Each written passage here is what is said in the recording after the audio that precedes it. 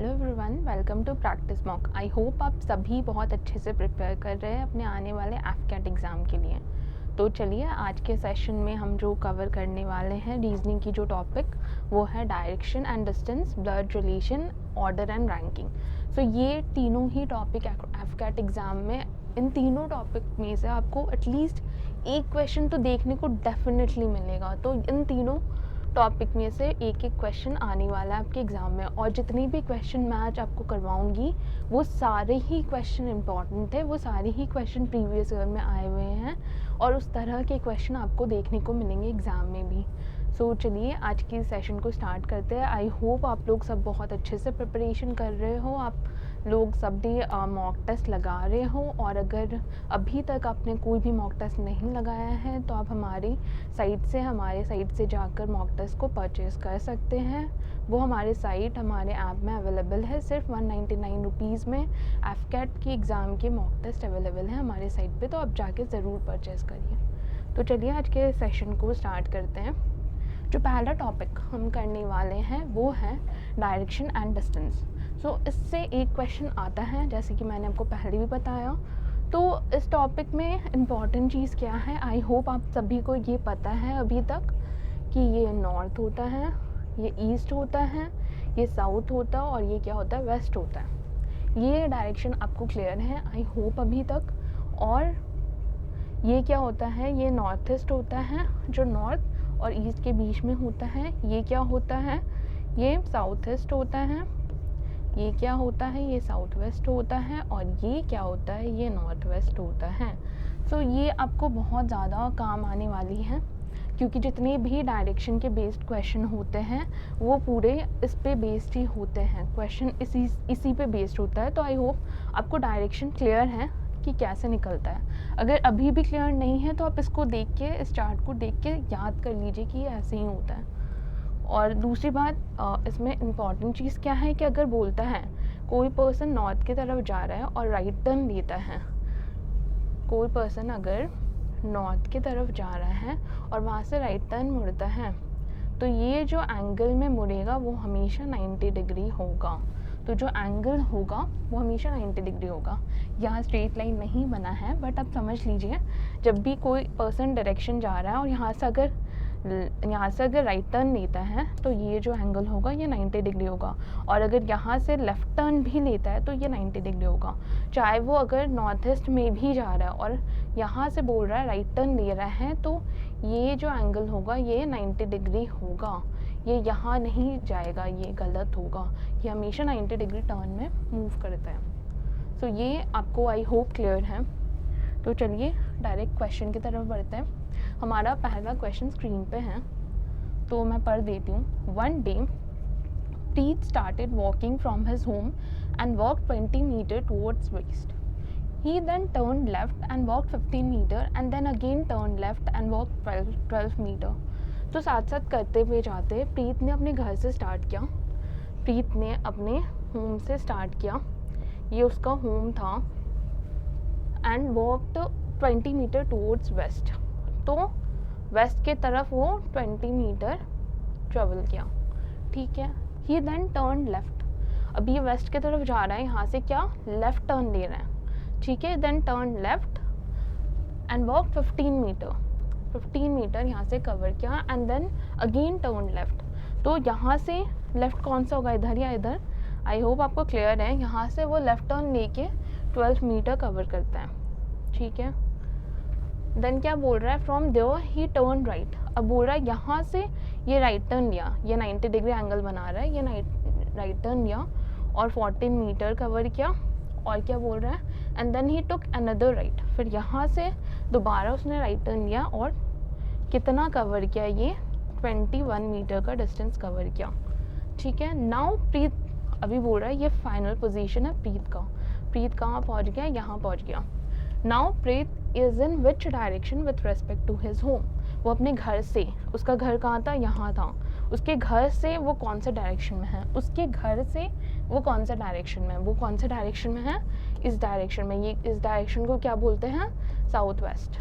तो कौन सा डायरेक्शन में, ऑप्शन नंबर ए करेक्ट होगा। ये ध्यान देखना कि कौन से डायरेक्शन में, विथ रेस्पेक्ट टू, उसके घर से कौन से डायरेक्शन में। ये नहीं अगर यहाँ पर हाउस रहता और यहाँ पर प्रीत रहता तो प्रीत के रेस्पेक्ट में पूछा जाता, तब हम बोलते हैं नॉर्थ ईस्ट। बट क्योंकि घर के रेस्पेक्ट में पूछा जा रहा है तो वो साउथ ईस्ट डायरेक्शन में है, तो ऑप्शन नंबर ए करेक्ट होगा। तो आप ये जितना प्रैक्टिस करोगे आप उतना इम्प्रूव करते जाओगे। तो आप क्वेश्चंस लगाइए, टॉपिक वाइज क्वेश्चंस भी अवेलेबल है, हमारे साइट में भी है और भी बहुत जगह अवेलेबल है। तो आपको जितना आप क्वेश्चन सॉल्व करोगे उतनी आप एक्सपर्टीज़ हासिल करते जाओगे इन सारे टॉपिक्स में। तो चलिए नेक्स्ट क्वेश्चन की तरफ। वन डे पॉइंटिंग टूवर्ड्स पोल ए, पोल ए की तरफ पॉइंट करते हुए निशी सेड, निशी बोलती है my house is 15 metre west of pole A. बोल रही है निशी कि ये अगर पोल है ए है, ठीक है, पोल ए है, my house is 15 metre west of pole A. उसका घर जो है, ये निशी का जो घर है वो कितना 15 मीटर वेस्ट है, किधर से, पोल ए से। तो ये निशी का घर है, ठीक है। Pole A is 8 metre north of pole B. Pole A क्या है, 8 मीटर नॉर्थ है पोल बी से, ठीक है। Pole B is 8 metre west of pole C. Pole B जो है ये 8 मीटर वेस्ट है पोल सी से। Then pole C is pole C which is 15 metre south of pole D. C जो है वो 15 मीटर साउथ है पोल डी से, ठीक है। Pole D is 8 metre west of pole G. Pole D जो है वो 8 मीटर वेस्ट है किससे, पोल जी से। सो ये तीनों एक लाइन में होगा क्योंकि इन दोनों के बीच में डिस्टेंस 8 मीटर का है। फिर pole G is 7 metre north of pole F. बोल रहा है कि पोल जी जो है इस 7 मीटर नॉर्थ है पोल एफ से। तो आपको क्या दिख रहा है यहाँ,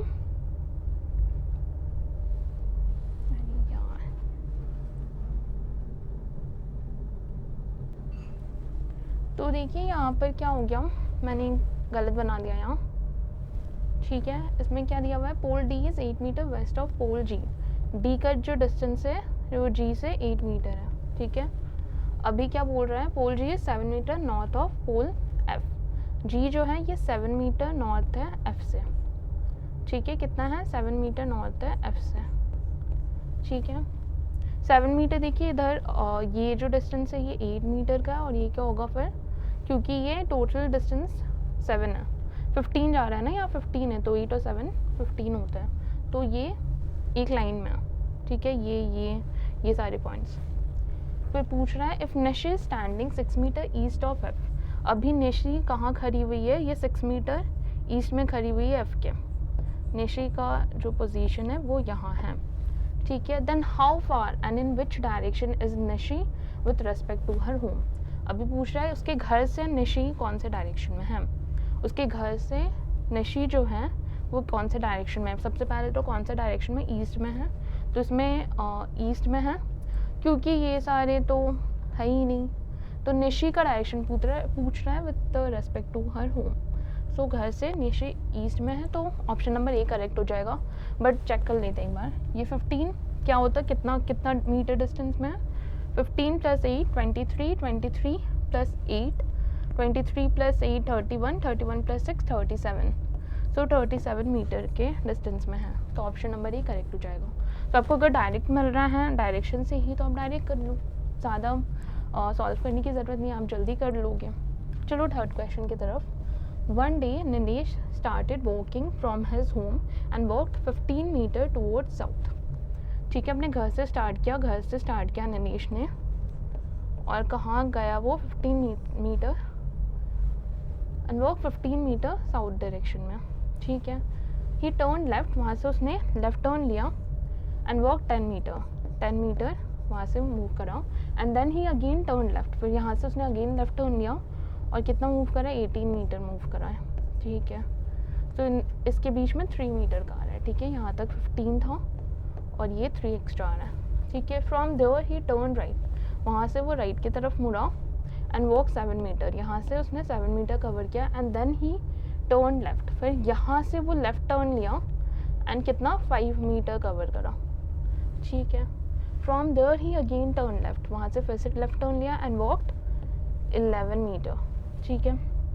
तो ये 7 था, 7 + 4 11 मीटर उसने कवर किया, ये कहीं यहाँ पर कहीं पे है। From there he again, okay now what is the shortest distance between Nilesh present position and his home.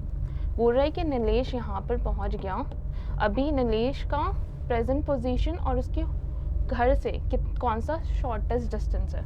अब जब भी शॉर्टेस्ट डिस्टेंस निकालना होता है ना, तो ये इस एंगल में डिस्टेंस पूछ रहा है, तो यहाँ पर क्या करेंगे, हम पाइथागोरस लगाएंगे, ठीक है।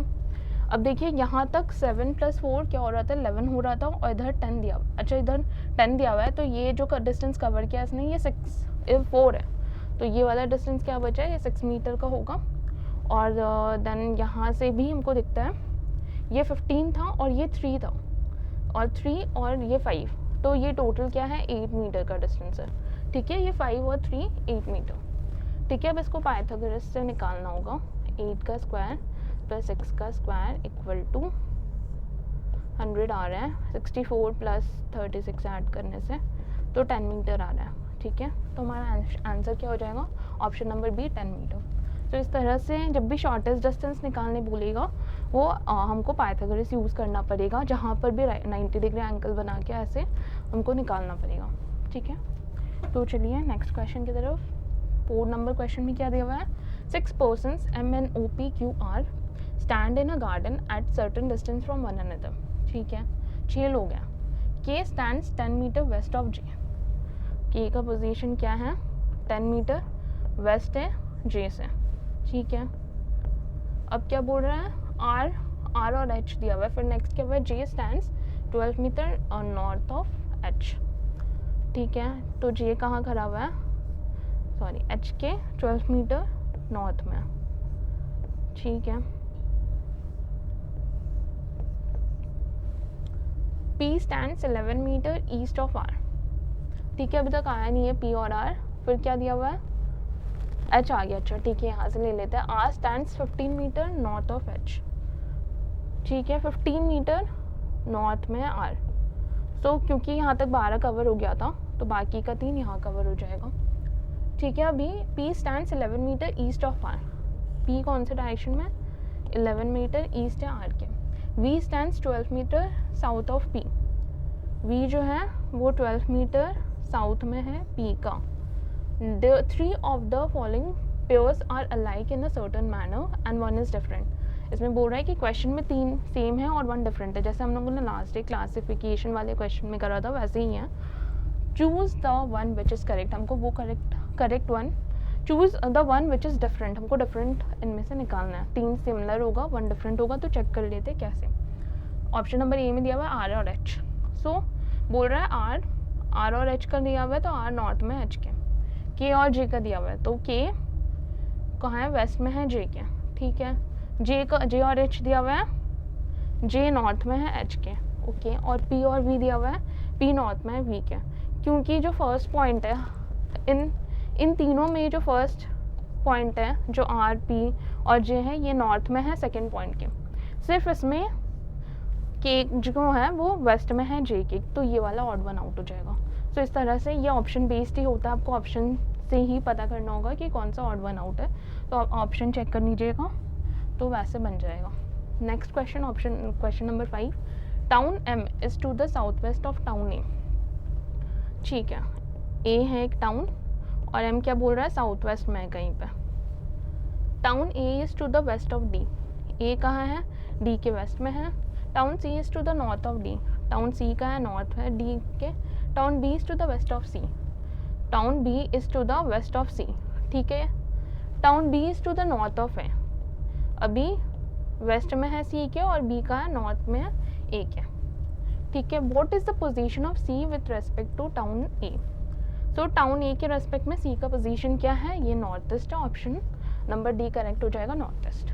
चलिए नेक्स्ट क्वेश्चन की तरफ। नेक्स्ट क्वेश्चन है, a woman facing towards north east turns right, कहाँ देख रही है, नॉर्थ ईस्ट की तरफ देख रही है, कहाँ टर्न करेगी, राइट। तो मैंने आपको पहले भी बताया था कि ये 90 डिग्री टर्न करेगी, नॉर्थ ईस्ट में देख रही थी भाई, राइट की तरफ मूव टर्न की, तो ये नॉर्थ ईस्ट की तरफ मूव, ये साउथ ईस्ट की तरफ मूव कर रही है। एंड वॉक सर्टन डिस्टेंस, वहाँ से कुछ दूर चली एंड शी टर्न्स लेफ्ट, और यहाँ से उसने क्या किया, लेफ्ट टर्न लिया और 5 मीटर मूव करा, ठीक है। देन शी टर्न्स लेफ्ट, फिर से यहाँ से वो 90 डिग्री लेफ्ट की तरफ मूव की and after walking certain distance she turns right, वहाँ पर कुछ डिस्टेंस चलने के बाद वो क्या की, राइट टर्न की तरफ, राइट की तरफ मूव करी। In which direction is she facing now, अभी ये कौन से डायरेक्शन में फेस कर रही है, ये कौन से डायरेक्शन है, नॉर्थ ईस्ट है, तो हमारा आंसर क्या हो जाएगा, option number B north east. तो इस तरह से क्वेश्चन को, डायरेक्शन डिस्टेंस के क्वेश्चंस को सॉल्व करेंगे। इस तरह के क्वेश्चन आपको एग्जाम में देखने को मिलेंगे। सो आप जितना प्रैक्टिस करोगे उतना आप इसमें बेटर होते जाओगे। तो चलिए नेक्स्ट टॉपिक की तरफ। जो नेक्स्ट टॉपिक है हमारा वो है blood relation. Okay, so blood relation में हम लोग जो यहाँ पर सॉल्व करेंगे, जब भी हम सर्कल करेंगे इसका मतलब होगा फीमेल। आप नेगेटिव से भी इसको रिप्रेजेंट कर सकते हैं, मैं इसको सर्कल से रिप्रेजेंट करूँगी, और अगर बॉक्स वाला करें तो ये क्या होगा, मेल मेंबर होगा, ठीक है। आप इसको पॉजिटिव से भी रिप्रेजेंट कर सकते हैं, आपको जो भी कन्वीनियंट लगे, आपने जैसा भी सीखा है आप वैसे कर सकते हैं। और जब भी ऐसा अगर होगा इसका मतलब है ये दोनों मैरिड कपल हैं, ठीक है। अगर ऐसा होता है इसका मतलब है ये दोनों सिबलिंग हैं, ठीक है। और अगर ऐसा होता है तो ये पता चलेगा ये दो अलग अलग जनरेशन में हैं, ये कौन है, फादर है इसका, ठीक है। सो इस तरह से ब्लड रिलेशन के क्वेश्चन को रिप्रेजेंट करते हैं, इस तरह से हम सिंबल के फॉर्म में उसको लिख लेते हैं। सो फर्स्ट क्वेश्चन हमारे सामने, इंट्रोड्यूसिंग सत्यम। सो इस टाइप के क्वेश्चन आपको देखने को मिलेंगे एग्जाम में। इसमें क्या बोल रहा है पढ़ लेते पहले। Introducing Satyam, Shyam said, I quote, he is son of my father, only siblings, father's only son. How is Satyam related to Shyam's aunt. अब पूछ रहा है यहाँ पर कि श्याम ने बोला, ठीक है। जब भी ऐसा क्वेश्चन आएगा दो चीज़ समझ लीजिए, यहाँ पर जो माई यूज़ हो रहा है, ये माई किसके लिए यूज़ हो रहा है, श्याम बोल रहा है तो इसलिए माई श्याम के लिए यूज़ हो रहा है। और जो ही यूज़ हो रहा है ये किसके लिए यूज़ हो रहा है, ये सत्यम के लिए यूज़ हो रहा है, जिसके लिए बोला जा रहा है, सत्यम को इंट्रोड्यूस कर रहा है ना श्याम, तो श्याम माई हो गया और सत्यम क्या हो गया, ही हो गया, ठीक है। ऐसे क्वेश्चन में जब भी आप पिक कीजिएगा ये श्याम से पिक किया जाएगा जो बोल रहा है, तो ये वाला को छोड़ देंगे हम लोग, इसको लास्ट में पढ़ेंगे। स्टार्ट करेंगे हम सीधा श्याम से। श्याम बोल रहा है, श्याम माई फादर, ये हो गया श्याम बोल रहा है माई फादर ओनली सिबलिंग्स, मेरे पापा को ओनली सिबलिंग, अच्छा सिबलिंग कोई भी हो सकता है, प्लस भी हो सकता है, माइनस भी हो सकता है, कोई भी हो सकता है, male female. Siblings, father's, sibling के जो फादर हैं, ओनली सन, इसके ये इसका सिबलिंग है और इसके ओनली सन, तो इसका ओनली सन कौन हो गया, यही हो गया, तो ये डेफिनेटली फीमेल होगी, ठीक है। अभी क्योंकि हम लोगों ने क्वेश्चन पढ़ना यहाँ से स्टार्ट किया था, अभी आगे पढ़ते हैं। ही इज सन, तो ही इज सन कौन है, सत्यम, ठीक है। सत्यम को ही से रिप्रेजेंट किया हुआ है, सत्यम इज सन ऑफ, तो सत्यम कौन हो गया इधर, सत्यम इज सन ऑफ, ठीक है, ये सत्यम हो गया, ठीक है। सत्यम सिबलिंग हो गया श्याम का। एक बार दोबारा पढ़ लेते हैं। Satyam is son of, Satyam is son of my father's, Shyam's father's, only siblings, father's only son का बेटा है सत्यम, ठीक है। How is Satyam related to Shyam's aunt. अभी सत्यम कैसे रिलेटेड है श्याम के आंट से, श्याम के आंट कौन है, ये, तो सत्यम कैसे रिलेटेड है, सत्यम हो गया नेफ्यू हो गया ना, वो सत्यम नेफ्यू हो गया श्याम की आंट, क्योंकि श्याम और सत्यम दोनों सिबलिंग्स हैं, ठीक है, तो नेफ्यू हो जाएगा। नेक्स्ट क्वेश्चन है, pointing to a lady in the photograph, Manish said her son's father is the son in law of my father, how is Manish related to the lady. So यहाँ पर माई कहाँ पर यूज़ हो रहा है, माई किसके लिए, मनीष के लिए यूज़ हो रहा है, ठीक है। क्योंकि एकदम लास्ट में आ रहा है तो हम स्टार्ट इस बार यहीं से करेंगे, क्योंकि मनीष का फादर, ठीक है, ये एकदम लास्ट में आ रहा है तो इससे हमको कोई इन्फॉर्मेशन नहीं मिल रही है, तो हम स्टार्ट यहाँ से करेंगे इस केस में। इसमें बोल रहा है pointing to a lady in the photograph, एक लेडी की तरफ पॉइंट करता हुआ, मतलब फीमेल मेंबर के बारे में बात हो रहा है। हर सन्स ये फोटोग्राफ वाली लेडी है, ठीक है। हर सन्स, ठीक है, sons father is the son-in-law of my father। अभी माई कौन है? मनीष है।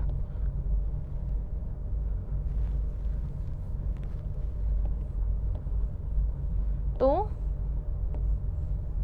ये ऐसा हो जाएगा यहाँ, क्या बोल रहा है?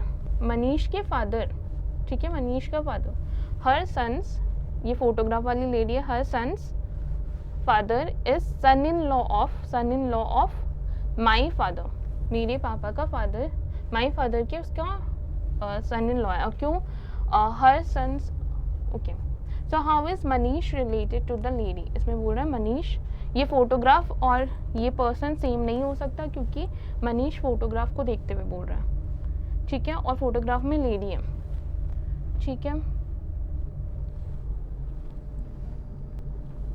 तो क्या होगा यहाँ? मनीष का इस लेडी के साथ क्या रिलेशन है? मनीष इसका भाई है या बहन, भाई और बहन दोनों हो सकते हैं, यहाँ पर जेंडर डिफाइन नहीं है मनीष का, इस वजह से तो सिबलिंग होंगे, ठीक है।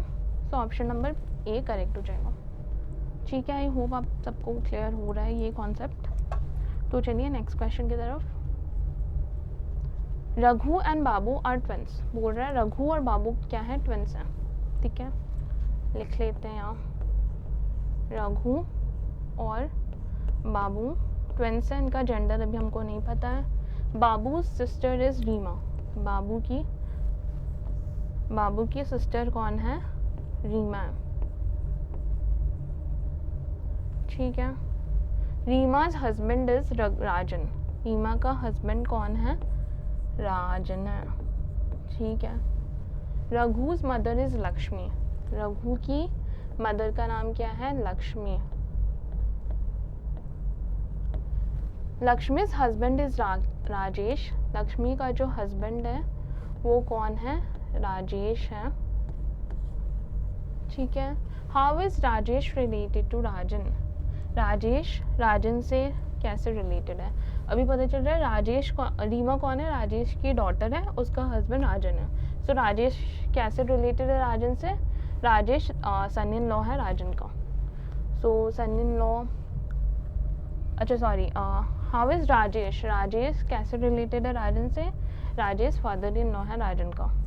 सो देखिए ऐसी गड़बड़ हो सकती है, लकीली इधर ऑप्शन नहीं था, अदरवाइज इधर अगर सन इन लॉ होता तो आप सन इन लॉ मार्क करके आ जाते हैं। सो आपको पढ़ना होगा यहाँ पर, और क्योंकि दोनों ही आर से स्टार्ट हो रहा है इसलिए आप पूरा नाम लिखने की कोशिश कीजिएगा।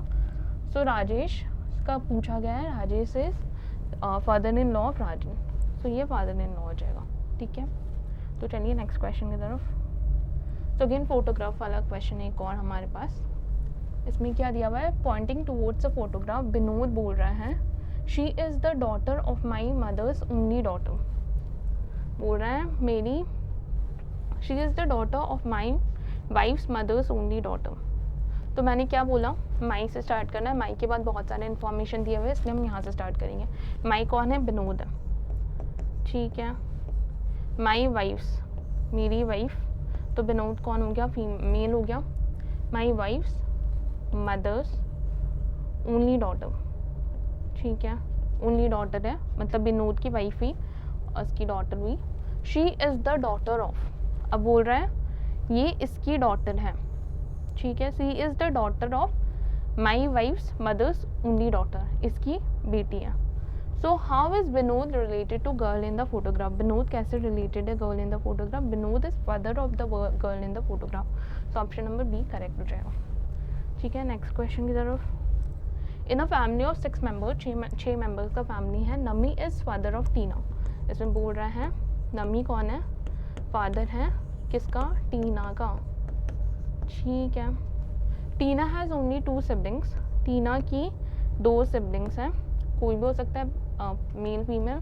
सती is nephew of Tina, Sati nephew है टीना की, नेफ्यू आई होप आपको क्लियर है कि मेल होता है। सो टीना के कोई भी एक सिबलिंग का बेटा होगा सती। सती इज़ मैरिड टू रिया। अब बोल रहा है सती की शादी हो गई है किसके साथ, रिया के साथ, तो रिया वाइफ होगी सती की। अब क्योंकि बिगनिंग में दिया हुआ था 6 मेंबर्स है, तो 6 मेंबर्स कंप्लीट हो रहे हैं, 1 2 3 4 5 6, ठीक है, और कोई मेंबर नहीं है, इतने ही हैं। अब सभी हैज़ अ चाइल्ड, सभी का एक बेटा है, ये दिया हुआ है। उसके पहले क्या दिया हुआ था, Ravi is only brother of सभी, सो सभी का एक चाइल्ड है, तो ये जो है सभी की एक चाइल्ड है। और फिर बोल रहा है Ravi is only brother of सभी, सो रवि जो है ये इकलौता भाई है सभी का, सो ऑब्वियसली टीना क्या होगी, फीमेल होगी, ठीक है। अभी सभी का जेंडर हमको पता नहीं है। How is Sati related to Ravi, अभी पूछ रहा है सती और रवि का रिलेशन। सो सती कौन है, ये नेफ्यू होगी रवि की, ठीक है। Sati is nephew of Ravi, option number D correct होगा। सो इस तरह से क्वेश्चन को करेंगे। नेक्स्ट क्वेश्चन है Manu and Shyam are brothers, बोल रहा है मनु और कौन है, श्याम, ये दोनों ही भाई हैं, ठीक है। गीता एंड सारा सिस्टर्स, ठीक है। मनुज सन इज साराज ब्रदर, मनु का जो बेटा है ये सारा का ब्रदर है, ठीक है। और Gita and Sara are sisters, Gita and Sara are sisters. How is Gita related to Shyam, अब पूछ रहा है गीता कैसे रिलेटेड है श्याम से, तो गीता, श्याम कौन है, ब्रदर है, राइट। तो गीता क्या हुई, नीस हो गई श्याम की, क्योंकि गीता मनु की डॉटर है और ये दोनों भाई थे। मनु की डॉटर है और मनु का भाई, और गीता का रिलेशन क्या है कि गीता क्या हुई, नीस हो गई श्याम की, तो हमारा ऑप्शन नंबर डी करेक्ट हो जाएगा, Gita is niece of Shyam. चलो इतने ही क्वेश्चन थे ब्लड रिलेशन के, ये सारे क्वेश्चंस इंपॉर्टेंट है, आप दोबारा से रिवाइज कर सकते हैं वीडियो को देख के अगर आप कहीं फंस गए हो तो चलिए ऑर्डिनल रैंकिंग क्वेश्चन को करते हैं। इस टाइप के ऑर्डिनल रैंकिंग के जो क्वेश्चंस हमारे एग्जाम को में देखने को मिलेंगे, वहाँ पर ज़्यादातर ऐसा होता है कि total number of person in a room में कितने नंबर ऑफ पर्सन बैठे हुए हैं वो निकालना होता है, या फिर दे दिया जाता है कि कोई एक पर्सन का पोजीशन क्या है लेफ्ट हैंड से, या कोई एक पर्सन का पोजीशन क्या है राइट हैंड से। तो इस तरह के क्वेश्चन आपको देखने को मिलते हैं, तो इसको वैसे करना है। तो चलिए क्वेश्चन के थ्रू हम समझते हैं कैसे क्वेश्चन आते हैं और किस तरह से हमको अप्रोच करना चाहिए ऐसे क्वेश्चन को। तो जो पहला क्वेश्चन है, in a class of 39 student, so in a class of 39 students, 39 student के क्लास में Ravi is 7 ranks ahead of Sumit, ठीक है। तो टोटल स्टूडेंट कितने क्लास में, लिख लेते हैं यहाँ साइड में 39, ठीक है। रवि का रैंक सुमित से बेटर है, ठीक है।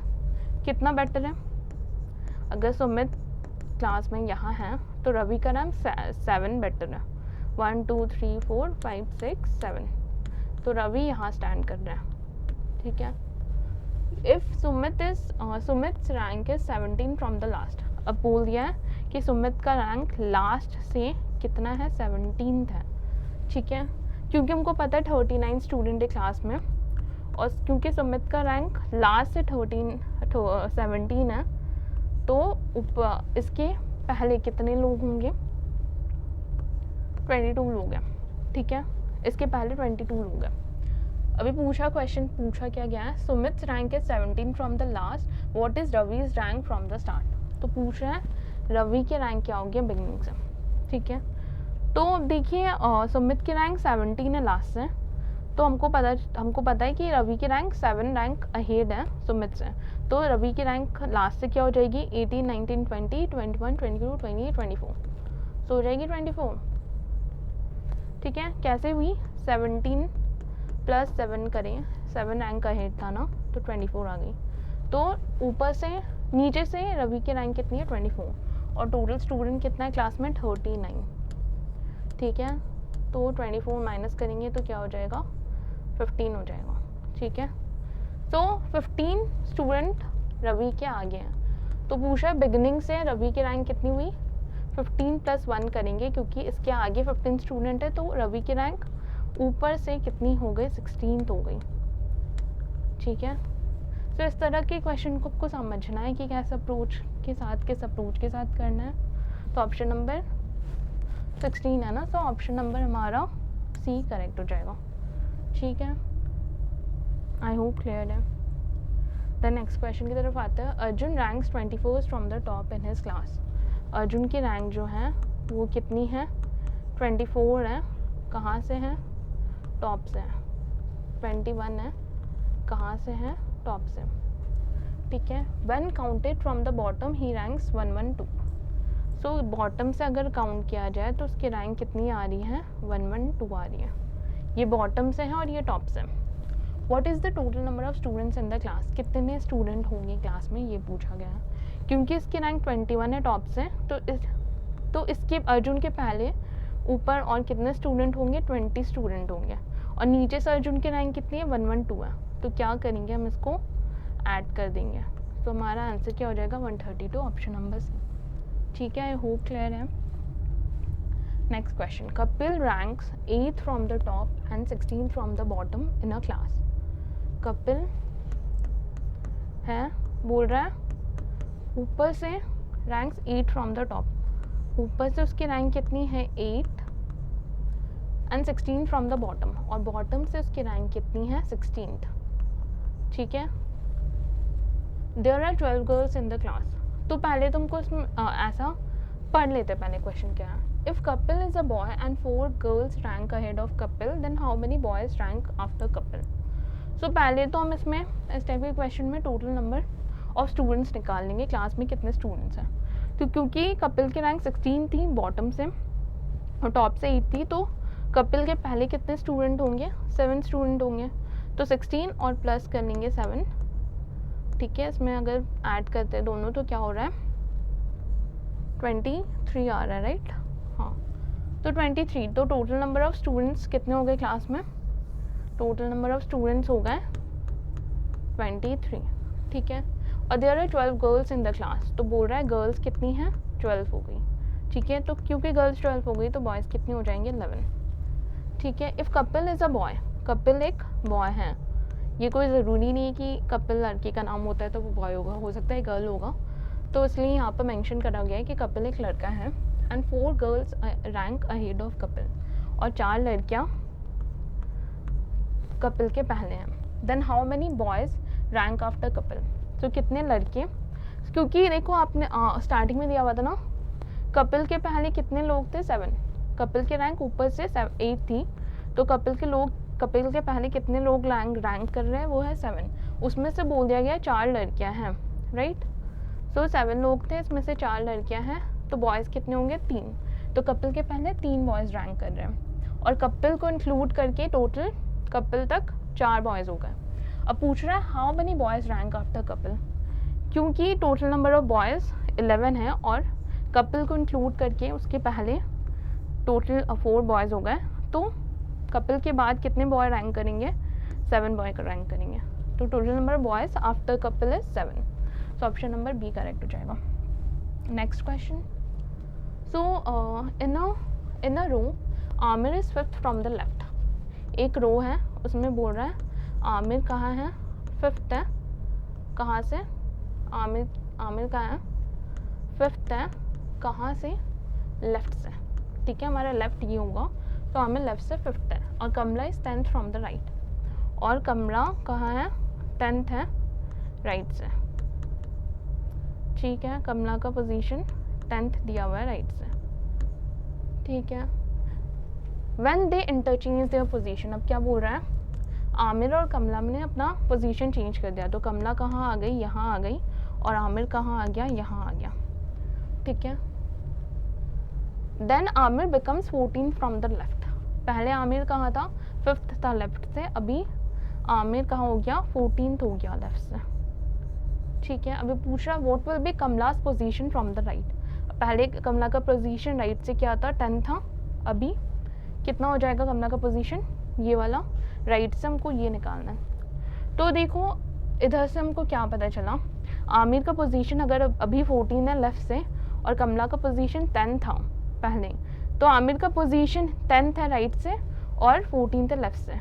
तो total number of person in the row कितने हो जाएंगे? अगर इसको 14 लेते हैं और ये 10th है, तो इसके बाद कितने हैं? 9 लोग हैं, तो कितना हो जाएगा ये? 23। तो टोटल पर्सन रो में कितने? 23। हमको इसका निकालना, हमको कमला का करंट पोजीशन का निकालना है।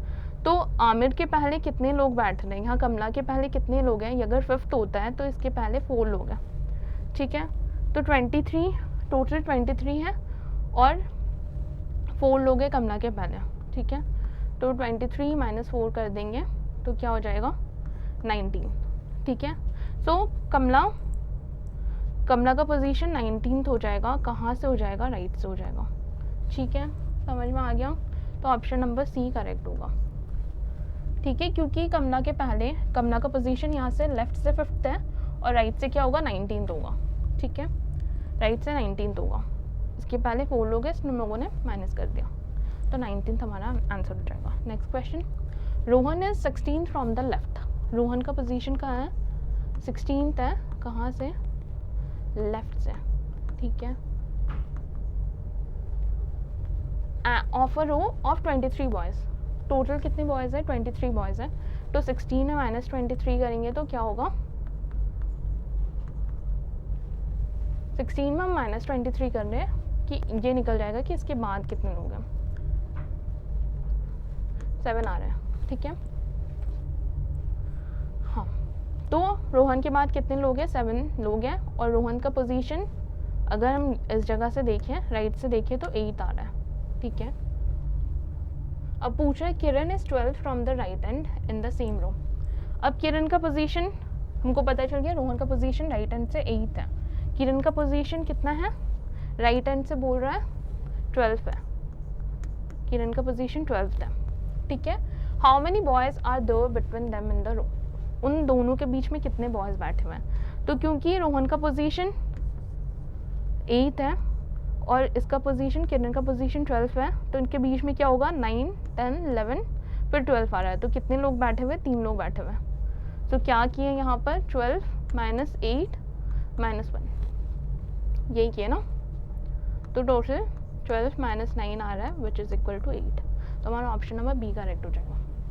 तो पहले क्या किया हम लोगों ने, देख लिया लेफ़्ट से कितना है, हमको पता चल गया राइट से कितना है। जब राइट से पता चल गया और राइट से किरण का पोजीशन भी 12 अगर पता चल गया तो हम लोगों ने बीच का निकाल लिया, बीच में 3 लोग बैठे हुए, ठीक है। अभी नेक्स्ट क्वेश्चन की तरफ चलते हैं। In a locality 6 poles LMNOPQ have different height, अलग अलग पोल का अलग अलग हाइट है। M is shorter than only Q, इसमें बोला गया है M is shorter than only Q, सिर्फ Q से शॉर्ट है, तो इसका मतलब Q कौन क्या होगा, टॉलेस्ट होगा ना, क्योंकि सिर्फ Q से शॉर्टेस्ट है, यहाँ पर ओनली यूज़ किया गया है, तो ये ध्यान रखना। तो टोटल 6 पोल्स हैं, तो इसके बाद कितने होंगे 2, 3, 4 पोल्स और होंगे। L is taller than P and M, L is taller than P and N, ठीक है। O is taller than L, O is taller than L, तुमको क्या हो जाएगा, O यहाँ पर हो जाएगा, L यहाँ पर हो जाएगा, और P एंड N यहाँ पर होगा। P is not the shortest, बोल दिया गया है P शॉर्टेस्ट नहीं है, तो P तो यहाँ नहीं हो सकता, तो N यहाँ P तो यहाँ नहीं होगा, तो P कहाँ होगा, यहाँ होगा, और N क्या होगा, यहाँ हो जाएगा। So which of the following is the third shortest pole, तो यहाँ से थर्ड शॉर्टेस्ट निकालना है, थर्ड शॉर्टेस्ट पोल कौन सा है, L है, तो हमारा जो करेक्ट ऑप्शन हो जाएगा ऑप्शन नंबर बी L। सो इस तरह से इस टाइप के क्वेश्चंस पूछे जाते हैं एग्ज़ाम में। सो आपको जितना प्रैक्टिस करोगे आप उतनी जल्दी से सॉल्व कर पाओगे इस टाइप के क्वेश्चन को। और जो ऑर्डर एंड रैंकिंग है, ये क्वेश्चन डिफ़िकल्ट नहीं होता, आपको बस समझना है कि आपको कहाँ से निकालना है, और अगर फॉर्मूला आप रटोगे तो बहुत डिफ़िकल्ट हो जाएगी। तो आप कोशिश करना, जितना प्रैक्टिस करोगे उतना बेटर होते जाओगे। ये डिफ़िकल्ट क्वेश्चन नहीं होती, आपको बस कॉन्सेप्ट क्लियर होनी चाहिए। तो आई होप आपको ये सेशन आज हेल्प करा होगा बहुत चीज़ें समझने में, बहुत सारे क्वेश्चन सॉल्व करने में। तो चलिए हम मिलते हैं नेक्स्ट सेशन की तरफ। All the best.